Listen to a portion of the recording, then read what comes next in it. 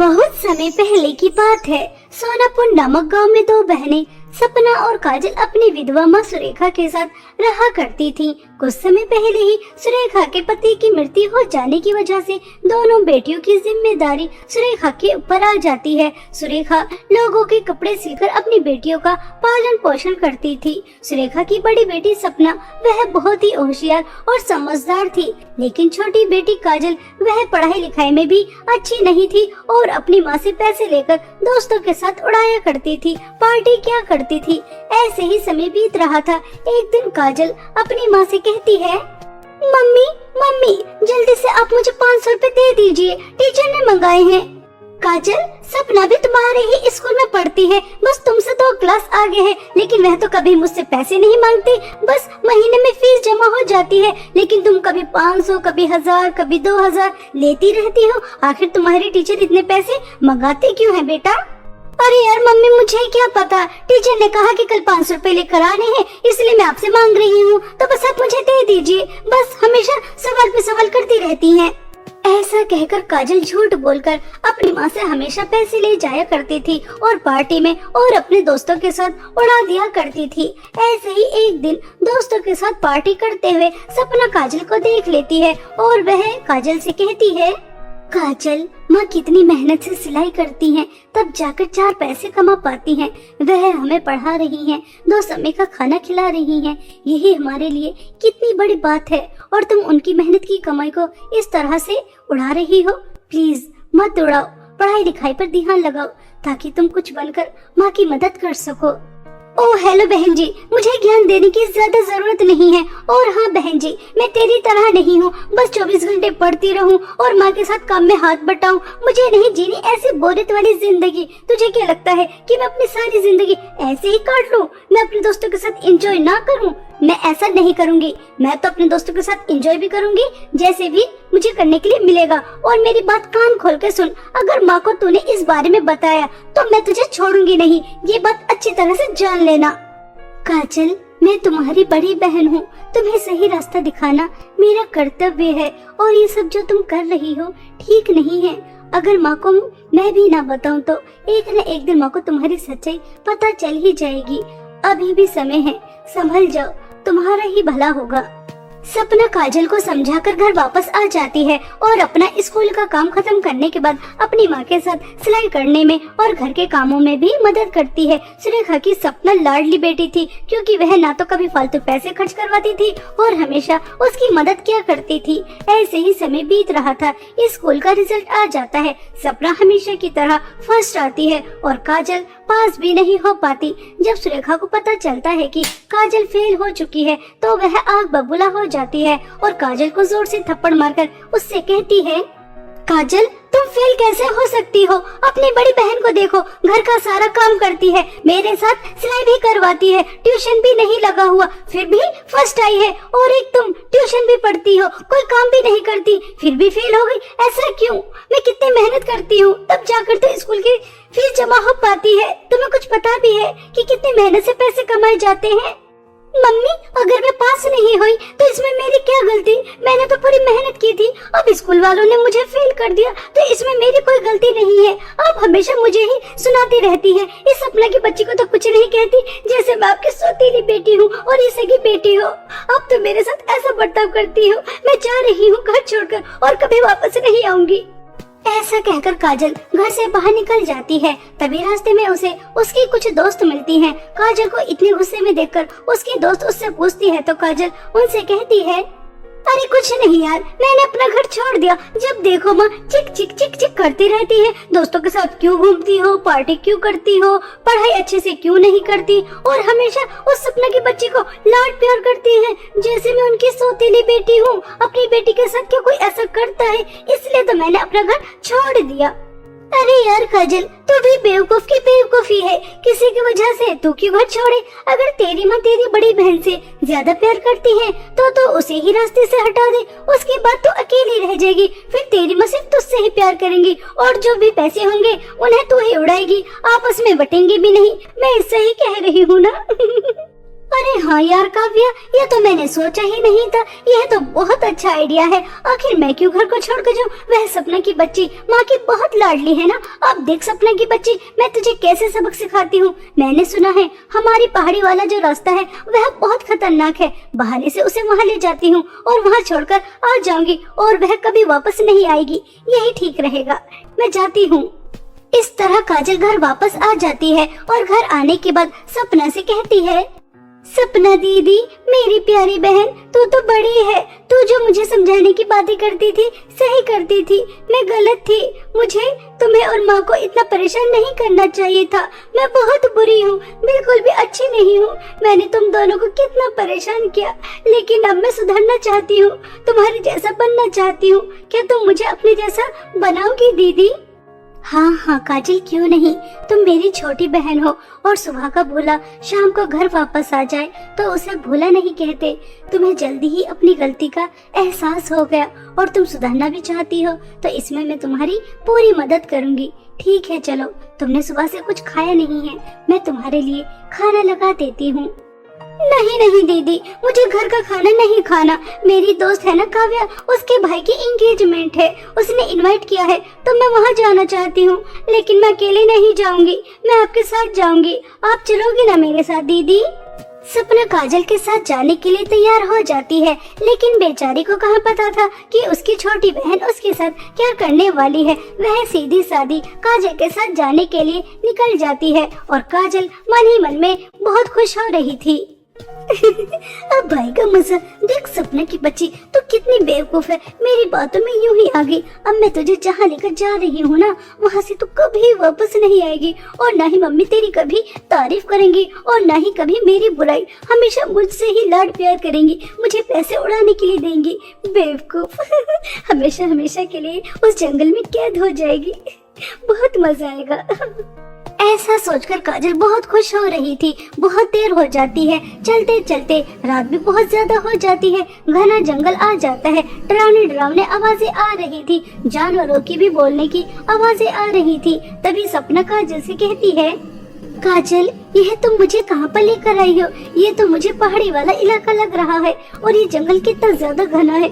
मुझे तो बहुत डर लग रहा है। कितनी खतरनाक खतरनाक आवाजें आ रही हैं। कहीं हम गलत रास्ते पे तो नहीं आ गए? तुम्हारे दोस्त का घर कहाँ पर है काजल?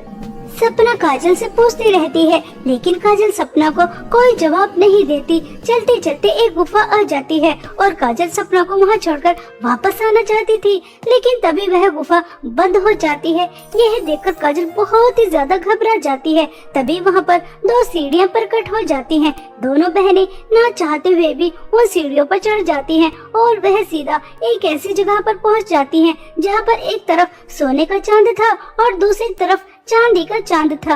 यह देखकर सपना और काजल दोनों ही घबरा जाती हैं। तभी वहाँ पर एक बहुत खतरनाक चुड़ैल आ जाती है और वह कहती है, जादुई सोने और चांदी के चांद की दुनिया में तुम्हारा बहुत बहुत स्वागत है। जिस जंगल में तुमने चलना शुरू किया था वहाँ पर कोई भी आने की गलती नहीं करता, फिर तुम क्यों आई हो?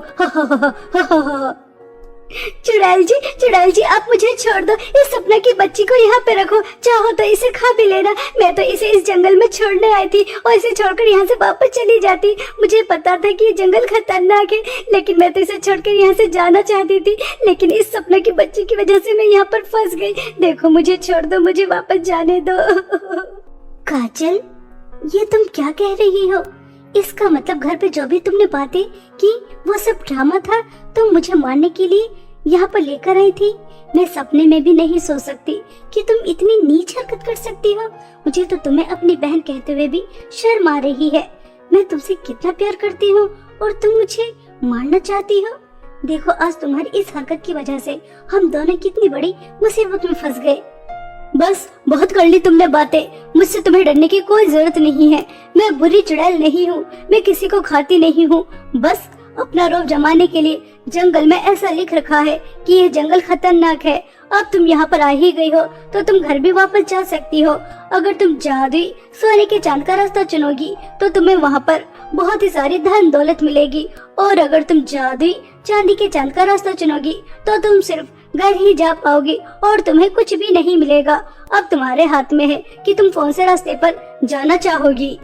चुड़ैल जी, मैं तो जादू सोने के चांद के रास्ते पे जाऊंगी, वहाँ की धन दौलत से बहुत ज्यादा अमीर हो जाऊंगी और अपने दोस्तों के साथ पार्टी करूंगी, एंजॉय करूंगी। मैं नहीं जाऊंगी अपने घर उस गरीब वाली जिंदगी में, मुझे नहीं जीना। कोई बेवकूफी होगा जो इतनी सारी धन दौलत छोड़कर जादू चांदी के चांद के रास्ते पे जाएगा। चुड़ैल जी, मुझे कुछ नहीं चाहिए, मुझे मेरी माँ चाहिए, वही मेरी सारी धन दौलत है। उन्होंने मुझे पाल पोस कर इतना बड़ा किया और अब मैं धन दौलत के लालच में अपनी माँ को इस तरह से अकेला छोड़ दूं? नहीं नहीं, मुझे धन दौलत नहीं, मुझे मेरी माँ चाहिए। इसलिए मैं जादुई चांदी के चांद के रास्ते पर जाकर अपने घर जाना चाहती हूँ। ठीक है, तुम दोनों के रास्ते खुल चुके हैं, तुम दोनों अपने अपने रास्ते पर जा सकती हो। ऐसा कहकर चुड़ैल काजल के लिए जादुई सोने के चांद का रास्ता खोल देती है, जिस पर वह खुशी खुशी चलना शुरू कर देती है। और वहीं दूसरी तरफ सपना के लिए जादुई चांदी के चांद का रास्ता खोल देती है, जिस पर सपना भी खुशी खुशी चलना शुरू कर देती है। और कुछ ही देर में सपना सही सलामत अपने घर पहुंच जाती है। काजल जादुई सोने के चांद के रास्ते पर जितना चल रही थी उतना ही खुश हो रही थी, क्योंकि वह जितना आगे जा रही थी धन दौलत की चमक उसे और आगे लेकर जा रही थी, क्योंकि जगह जगह सोने के सिक्के, हीरे जवाहरात, पैसा ही पैसा पड़ा था। यह देखकर काजल बहुत ही ज्यादा खुश होती है। अरे मैं कितनी ज्यादा समझदार हूँ, मैंने कितना अच्छा फैसला लिया यहाँ पर आकर। कितनी सारी धन दौलत है, इतनी सारी धन दौलत मैं सारी जिंदगी बारिश की तरह बहाऊं तब भी खत्म नहीं होगी। और वहीं दूसरी तरफ मेरी बेवकूफ बहन जादुई चांदी के चांद के रास्ता चुना, जहाँ उसे एक फूटी कौड़ी नहीं मिलेगी। बेवकूफ, जाकर गरीबों वाली जिंदगी जिएगी और मैं यहाँ धन दौलत से ऐशी ऐश करूंगी, ऐशी ऐश। ऐसा सोचकर काजल बहुत खुश हो रही थी और वह धन दौलत के लालच में आगे चली जा रही थी और वह चलते चलते एक काली गुफा में पहुंच जाती है। वहां पर काजल को कोई और नजर नहीं आ रहा था और सभी सोने के सिक्के, हीरे जवाहरात सब गायब हो जाते हैं। काजल बाहर निकलने की बहुत कोशिश करती है, लेकिन वह उस गुफा के अंदर फंस जाती है। तभी एक आवाज आती है, काजल, कहते हैं जो दूसरों के लिए गड्ढा खोदते हैं उस गड्ढे में खुद ही गिर जाते हैं।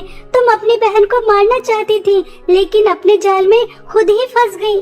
तुम्हें यहाँ से निकलने का एक मौका मिल रहा था, लेकिन तुमने वह भी गंवा दिया धन दौलत की लालच में आकर। तुमसे अच्छी तुम्हारी बहन है, उसने सोने हीरे जवाहरात की धन दौलत का लालच नहीं किया, बल्कि अपनी माँ की ममता की धन दौलत का लालच किया और वह अपनी माँ के पास है। और तुम यहाँ इस काली गुफा में रहोगी हमेशा हमेशा के लिए। काजल बहुत रोती है, गिड़गिड़ाती है, लेकिन वह जादुई सोने के चांद की दुनिया से कभी वापस नहीं आती, हमेशा हमेशा के लिए वहीं कैद हो जाती है। काजल को उसके बुरे कर्मों का और लालच का फल बहुत अच्छी तरह मिल जाता है। और वहीं दूसरी तरफ सपना के अच्छे स्वभाव और उसने लालच नहीं किया, इसलिए वह अपनी माँ के साथ एक हंसी खुशी जिंदगी बिताती है। बहुत समय पहले की बात है। सोनापुर नामक गांव में सपना अपनी सौतेली माँ जानकी और दो सौतेली बहन टीना और मीना के साथ रहा करती थी, क्योंकि कुछ समय पहले ही सपना की माँ का निधन हो गया था और सपना की अच्छी देखभाल के लिए किशोर दास जानकी से दूसरी शादी कर लेते हैं। लेकिन बेचारे किशोर दास को कहाँ पता था कि जानकी और उसकी दोनों बेटियां कितने बुरे स्वभाव की हैं। तीनों माँ बेटी मिलकर बेचारी सपना के ऊपर बहुत जुल्म और अत्याचार क्या करती थी और किशोर दास को कानो कान भनक भी नहीं लगने देती थी कि वह उसके साथ कैसा बर्ताव करती है, क्योंकि किशोर दास तो शहर में काम किया करता था और जब भी वह शहर से वापस आता तो तीनों माँ बेटी सपना के साथ ऐसा बर्ताव करती जैसे उनसे अच्छा इस दुनिया में कोई और है ही नहीं। ऐसे ही समय बीत रहा था। एक दिन किशोर दास शहर से वापस आता है और अपनी तीनों बेटियों के लिए सुंदर सुंदर लहंगे लेकर आता है। तभी जानकी कहती है, अरे ये लहंगे तो बहुत ही ज्यादा सुंदर है और सपना बिटिया का और भी ज्यादा सुंदर है। सपना बिटिया, तुम इस लहंगे में बहुत ज्यादा सुंदर लगोगी। सपना दीदी, मैंने आपके रूम की सफाई कर दी है। सपना दीदी, मैंने आपके सभी कपड़ों पर इस्त्री भी कर दी है और आपका मनपसंद पास्ता भी बना दिया है। जल्दी से खा लीजिए, अगर ठंडा हो जाएगा तो आप हमारी बहुत पिटाई करेंगी। सपना, तुमने अपनी दोनों बहनों को अपनी नौकरानी बना कर रखा है, ये अच्छी बात नहीं है। अरे अरे रहने दीजिए ना, आप सपना बिटिया को क्यों डांट रहे हैं? मैं तो इससे ऊंची आवाज में बात भी नहीं कर सकती और आप इसे डांट रहे हैं। अगर इससे गुस्सा आ गया तो इसने हमें घर से बाहर निकाल दिया, तो इसने हमें घर में रहने की परमिशन दे दी। यही हमारे लिए बहुत बड़ी बात है। हम तो पूरी कोशिश करते हैं कि ये मुझे अपनी माँ और मेरी दोनों बेटियों को अपनी बहन मान ले, मगर ये मानती ही नहीं है। जाओ सपना बिटिया, तुम पास्ता खा लो। तीनों माँ बेटी की यह ड्रामे देखकर सपना बेचारी मन ही मन में बहुत रोती है और सोचती है, ये तीनों कितने ड्रामेबाज हैं। अगर इन्होंने मुझे धमकी नहीं दे रखी होती कि ये शहर में पिताजी को गुंडों से मरवा देंगी, तो मैं कब पिताजी को सारी हकीकत बता देती कि ये तीनों कितने दुष्ट और बुरे स्वभाव के हैं। पिताजी एक दिन के लिए आते हैं और उस दिन भी मुझे बुरा बना देते हैं। पिताजी को क्या पता कि इन्होंने मुझे नौकरानी बना कर रखा है, मुझसे सारा काम कराती है, मुझे मारती है, पीटती है। अफसोस कि मैं कुछ नहीं कह सकती। ऐसा सोचकर सपना आंखों में आंसू लेकर अपने रूम में चली जाती है और किशोर दास के शहर जाने के बाद टीना मीना सपना के पास आती हैं और उससे उसका लहंगा छीनकर उसको जोर से थप्पड़ मारकर कहती हैं, चल नौकरानी के बच्चे, ये लहंगा मुझे दे। आई बड़ी लहंगा पहनने वाली, तुझे पता नहीं हमने तुझे इस घर की नौकरानी बना के रखा है और घर की नौकरानी मालकिन की तरह सुंदर सुंदर लहंगे नहीं पहनती। इसलिए चुपचाप किचन में जा और हम दोनों के लिए स्वादिष्ट स्वादिष्ट पकवान बना। सपना चुपचाप किचन में जाकर बहुत सारा स्वादिष्ट खाना बनाती है और वहीं दूसरी तरफ टीना और मीना आपस में बातें करती हैं। मीना, बहुत दिन हो गए इस बहन जी गवन नौकरानी को हमने सबक नहीं सिखाया। एक दो थप्पड़ मारकर कहाँ मजा आता है, इसके साथ चल मजे लेते हैं। आज मम्मी से इसकी अच्छी तरह पिटाई करवाते हैं, बहुत मजा आएगा। बहुत दिन हो गए इससे मजे नहीं लिए। हाँ टीना तो बिल्कुल सही कह रही है, और कुछ ऐसा करेंगे जिसकी वजह से मम्मी का पारा हाई हो जाए और गुस्से में आकर इसकी इतनी पिटाई करें कि बेचारी से चला भी ना जाए। बहुत मजा आएगा, चल चल। अरे हाँ याद आया, मम्मी को नेट वाला लहंगा बहुत ज्यादा पसंद है ना। अगर कोई उसे उनकी बिना इजाजत के हाथ भी लगा दे तो मम्मी कैसे आग बबूला हो जाती है। समझ रही है ना हमें क्या करना है? ऐसा सोचकर टीना और मीना अपनी माँ के रूम में जाती है, वहाँ से नेट वाला लहंगा निकालती है और उसे इस तरह से पूरी तरह से जला देती है और बहुत खुश होती है। अब आएगा मजा। अब देखते हैं कि माँ इसके साथ क्या करती है। कहीं माँ गुस्से में आकर इसे जान से ही न मार दे। इस तरह से दोनों बहनें बहुत खुश हो रही थी और वहीं दूसरी तरफ बेचारी सपना इस सब से बेखबर कि अब उसके साथ क्या होने वाला है। वह अपना काम कर रही थी। पहले किचन में इतना सारा खाना बनाया, उसके बाद बहुत सारे कपड़े धोती है और पूरे घर की सफाई करती है। और जब जानकी अपने रूम में जाती है और अपना लहंगा जला हुआ देखती है तो वह गुस्से से लाल पीली हो जाती है और सपना को जोर जोर से आवाज लगाती है, मनहूस सपना कहाँ मर गई, जल्दी से मेरे पास आ। आज तो मैं तेरी खबर लेती हूँ, कहाँ मर गई, जल्दी से आती है या नहीं, या फिर तुझे वहीं आकर सबक सिखाऊं। सपना सपना मर गई क्या? आवाज नहीं आ रही, कब से तुझे बुला रही हूँ। क्या हुआ माँ, आप इतनी तेज आवाज क्यों लगा रही हैं? मैं छत पर कपड़े सुखा रही थी इसलिए आवाज नहीं गई। क्या मुझसे कोई गलती हुई है? सपना के इतना कहते ही तभी जानकी प्रेस उठाती है और गर्मा गर्म प्रेस सपना के हाथ पर लगा देती है और उसका जला हाथ मोड़कर कहती है, मनहूस मेरा फेवरेट इतना महंगा और सुंदर लहंगा जलाकर कह रही है क्या माँ मुझसे कोई गलती हो गई? तूने तो इतनी बड़ी गलती की है, अगर मैं तुझे जान से भी मार दूं तो मेरा गुस्सा शांत नहीं होगा। अब मुझे सच सच बता कि तूने मेरा लहंगा क्यों जलाया? तुझे क्या अपनी जिंदगी से बिल्कुल भी प्यार नहीं है? माँ कैसा लहंगा, कौन सा लहंगा? मुझे कुछ नहीं पता, आप क्या कह रही हैं? पहले तो आप मेरा हाथ छोड़िए, मुझे बहुत दर्द हो रहा है। आज तो मैं पूरे दिन आपके रूम में आई भी नहीं हूँ। पहले टीना और मीना के लिए इतना सारा खाना बना, उसके बाद कपड़े धोए, सफाई की, आपने बुलाया तो मैं आपके रूम में आई हूँ। माँ मुझे कुछ नहीं पता, मेरा हाथ छोड़िए, मुझे बहुत दर्द हो रहा है। माँ मेरा हाथ छोड़िए, मुझे बहुत दर्द हो रहा है। जानकी बहुत गुस्से में वहाँ से चली जाती है। टीना मीना को हंसता हुआ देखकर सपना सब समझ जाती है कि यह सब कुछ उन दोनों ने ही किया है। तभी वह उनके पास जाती है और उनसे कहती है, टीना और मीना आखिर तुम्हें क्या मिलता है मुझे इतना पिटवा कर? मैं तो तुम्हारी हर बात मानती हूँ, अच्छी भी बुरी भी। तुम्हें ऐसा नहीं करना चाहिए था। मैं जैसे भी हूँ सौतेली हूँ, तुम्हारी बहन हूँ।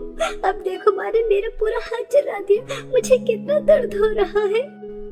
पहली बात तो हम तुझे अपनी बहन नहीं मानते और तुझे परेशान करने में और तेरी पिटाई करवाने में हमें बहुत मजा आता है। ये मजे हमें कहाँ मिलेंगे? मीना, मैं सही कह रही हूँ ना? और हाँ, मम्मी कह रही थी घर का राशन खत्म हो रहा है, इसलिए वह तुझे लेकर आना होगा। यह ले लिस्ट और जल्दी से लेकर आ, अगर माँ से दोबारा पिटाई न खानी हो तो। सपना चुपचाप सामान की लिस्ट लेती है और बाजार के लिए निकल जाती है, क्योंकि वह अपनी सौतेली माँ से दोबारा पिटना नहीं चाहती थी। उसके हाथ में बहुत दर्द हो रहा था और वह बाजार की तरफ रोती हुई जा रही थी और अपने माता पिता को भी बहुत याद करती है। माँ, आप मुझे इतनी जल्दी अकेला छोड़कर क्यों चली गई? देखो तो मेरी सौतेली माँ, सौतेली बहन मेरे ऊपर कितना जुल्म और अत्याचार करती है। पहले तो वो मुझे सिर्फ खाना नहीं देती थी, रूखा सूखा देती थी, फटे पुराने कपड़े देती थी, लेकिन अब तो उन्होंने हद ही पार कर दी। मेरा पूरा हाथ जला दिया और उसके बाद मुझसे काम भी करा रही है। मुझे बहुत दर्द हो रहा है और पिताजी तो शहर में रहते हैं, उन्हें पता ही नहीं है कि मेरे ऊपर क्या बीत रही है। उन्हें तो ऐसा लगता है कि मेरी सौतेली माँ, सौतेली बहन मुझसे कितना प्यार करती है, बल्कि मैं गलत हूँ। मैं तो उन्हें सच भी नहीं बता सकती। मैं क्या करूँ? आगे कुआं पीछे खाए, कहाँ जाऊँ? कुछ भी समझ में नहीं आ रहा। इस तरह से सपना बहुत रो रही थी, तभी उसे आवाज आती है। अरे, कोई है क्या? कोई हमारी आवाज सुन सकता है? कृपया करके हमें इस कुएं से बाहर निकालो। क्या कोई है जो हमारी आवाज सुन सकता है? हमें इस कुएं से बाहर निकालो। सपना को यह आवाज आ रही थी और वह तुरंत कुएं के पास जाती है तो उसे 2 सोने और चांदी के लहंगे नजर आते हैं, लेकिन वह सोचती है आवाज तो इस कुएं के अंदर से ही आ रही है, लेकिन इसके अंदर तो कोई इंसान नजर नहीं आ रहा, बस सोने और चांदी जैसे लहंगे नजर आ रहे हैं। चलो इन्हें बाहर निकाल लेती हूँ, उसके बाद क्या पता इसके अंदर कोई इंसान हो जो आवाज लगा रहा हो। ऐसा सोचकर सपना उस कुएं के अंदर से वह सोने और चांदी के लहंगे बाहर निकाल लेती है। तभी चांदी के लहंगे से आवाज आती है, सुनो लड़की, तुम तो हमारे लिए मसीहा बनकर आई हो। हम यहाँ 10 साल से इस कुएं के अंदर कैद हैं, लेकिन किसी ने आज तक हमारी आवाज नहीं सुनी। हम परी लोग की रानी परी की 2 बेटियां हैं, सोनिया और चांदनी। हम अपने असली रूप में तभी आ पाएंगे जब तुम उस दुष्ट जादूगरनी के पास से पीला और सफेद फूल लेकर आओगे। क्या तुम हमारे लिए इतना कर सकती हो? इस काली पहाड़ी के पास उसी गुफा में वह जुड़ा रहती है। बताओ, क्या तुम हमारी मदद करोगी? हाँ, मैं तुम्हारी मदद जरूर करूंगी, क्योंकि मेरी माँ मुझसे कहती थी कि कभी भी मुसीबत में आए लोगों को अकेला छोड़कर नहीं जाना चाहिए, उनकी मदद करनी चाहिए, चाहे उसके लिए आपको कितनी भी कठिन परीक्षा से क्यों ना गुजरना पड़ जाए। इसलिए मैं आपकी मदद जरूर करूंगी। ऐसा कहकर सपना काली पहाड़ी के पीछे जो जादूगरनी रहती थी वहां पहुंच जाती है। वह जादूगरनी तपस्या कर रही थी। तभी वह गुफा के अंदर जाती है और पीछे से जादूगरनी के ऊपर हमला कर देती है और उसे बांध देती है और वहां से पीले और सफेद फूल उठाती है और गुफा से बाहर निकलने लगती है। तभी वह जादूगरनी कहती है, सुन लड़की, तू उन दोनों परियों की मदद नहीं कर सकती। मेरी सदियों की मेहनत है। मैंने उन्हें बहुत मुश्किल से जादुई सोने और चांदी के लहंगे बनाकर उस कुएं में फेंका था। अब समय करीब आ रहा था। इस अमावस की रात में उन दोनों लहंगों को जला देती और इस दुनिया की सबसे ताकतवर जादूगरनी बन जाती। यह तू उसे पीले और सफेद फूल ले जाकर मत दे। इसके बदले में तुझे बहुत सारी धन दौलत देने के लिए तैयार हूँ। सोना, हीरे, जवाहरात, मोती जो चाहे वह ले ले, लेकिन ये फूल मुझे दे दे, उन्हें ले जाकर मत दे। दुष्ट जादूगरनी, तू मुझे धन दौलत का लालच देकर फंसा नहीं सकती, क्योंकि मुझे अच्छी तरह से पता है लालच बुरी बला होती है और मुझे परियों ने सब बता दिया है कि जैसे ही वे अपने असली रूप में आ जाएंगी तो तू जल भुनकर राख हो जाएगी और मेरी वजह से किसी बुराई का अंत हो जाए। मेरे लिए इससे अच्छी बात कोई और हो ही नहीं सकती। इस तरह सपना धन दौलत का लालच नहीं करती और वह पीले और सफेद फूल ले जाकर दोनों लहंगों को दे देती है। जैसे ही वह दोनों लहंगे फूलों की खुशबू सूंघते हैं तो दोनों परी के रूप में आ जाती हैं और सपना से कहती हैं, हमें आजाद कराने के लिए तुम्हारा बहुत बहुत धन्यवाद। तुमने हमें कुएं के सोने और चांदी के लहंगे से दोबारा से परी बनाया है। ये एहसान हम तुम्हारा जिंदगी भर नहीं भूलेंगे।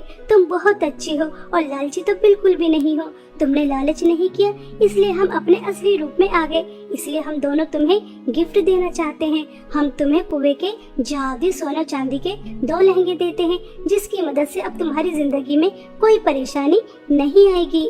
ऐसा कहकर परी कुएं के पास जाती है और वहाँ अपनी जादुई छड़ी घुमाती है। तभी कुएं के अंदर से दो जादुई सोने और चांदी के लहंगे बाहर निकल कर आते हैं और वह सपना को दे देती हैं। सपना वह जादुई सोने और चांदी के लहंगे लेकर घर चली जाती है और उन्हें छुपा कर रख देती है। अब उसकी सौतेली माँ और सौतेली बहनें उससे जो भी काम करने के लिए कहती तो जादुई सोने का लहंगा उस काम को तुरंत कर देता और सपना को जब भी भूख लगती तो वह जादुई चांदी के लहंगे से स्वादिष्ट स्वादिष्ट खाना मांगती और खा लेती और अपनी सौतेली माँ और सौतेली बहन के अत्याचार से इसी तरह से बच रही थी और एक हंसी खुशी जीवन बिता रही थी।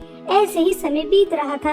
एक दिन टीना और मीना अपनी माँ से कहती हैं, मम्मी आप इस नौकरानी से कितना ज्यादा काम कराती हैं और खाने के लिए भी 5 दिन में एक बार देती है, फिर भी हट्टी कट्टी काम करती रहती है। अगर आम इंसान हो तो वह तो एक दिन मर ही जाए इतना सारा काम करके, और ये तो ठीक ठाक स्वस्थ हंसी खुशी काम करती रहती है जैसे इसे कोई फर्क ही नहीं पड़ता। तीनों माँ बेटी के दिमाग के अंदर सपना को लेकर शक का कांटा गड़ जाता है और वह सपना के ऊपर नजर रखने लगती हैं। और एक दिन तीनों माँ बेटी को पता चल जाता है कि सपना के पास जादुई सोने और चांदी के लहंगे हैं। तभी जानकी सपना के पास जाती है और उसको जोर से थप्पड़ मारकर कहती है, क्यों री मनुष्य तेरे पास जादुई सोने और चांदी के लहंगे हैं और तूने हमें बताना जरूरी भी नहीं समझा। चल हट यहाँ से और ये लहंगे हमें दे, इससे हम बहुत सारी धन दौलत लेकर बहुत अमीर होना है, तेरी तरह मामूली घर का काम नहीं करवाना। टीना और मीना यह जादुई सोने और चांदी के लहंगे लेकर अपने रूम में चलो।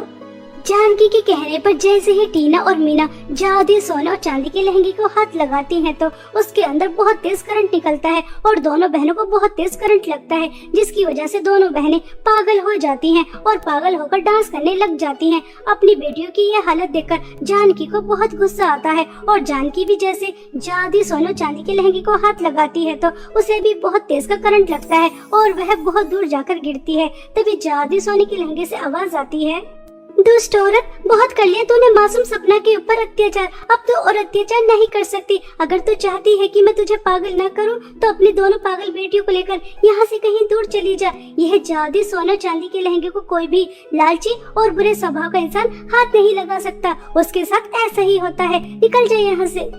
जादुई सोने और चांदी के लहंगे जानकी से ऐसा कह ही रहे थे, तभी वहाँ पर किशोर दास भी आ जाता है और उसे भी जानकी और उसकी दोनों बेटियों की सच्चाई पता चल जाती है और वह भी धक्के मारकर तीनों माँ बेटी को घर से बाहर निकाल देता है। जानकी अपनी दोनों पागल बेटियों को लेकर सड़क पर इधर उधर घूमती रहती है और सपना अपने पिता के साथ कुएं के जादुई सोने और चांदी के लहंगे के साथ एक हंसी खुशी जीवन बिताती है, क्योंकि अब उसकी जिंदगी में अत्याचार करने के लिए उसकी सौतेली माँ और सौतेली बहन नहीं थी।